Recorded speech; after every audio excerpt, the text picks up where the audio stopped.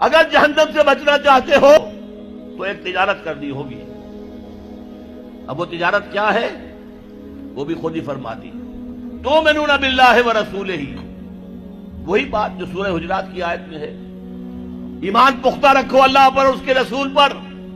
وتجاہدون فی سبیل اللہ باموالکم وانفسکم، اور جہاد کرو اللہ کی راہ میں اپنی جانوں اور مالوں کے ساتھ. ذالکم خیر لکم ان کنتم تعلمون، یہی تمہارے حق میں بہتر ہے اگر تم علم رکھتے ہو.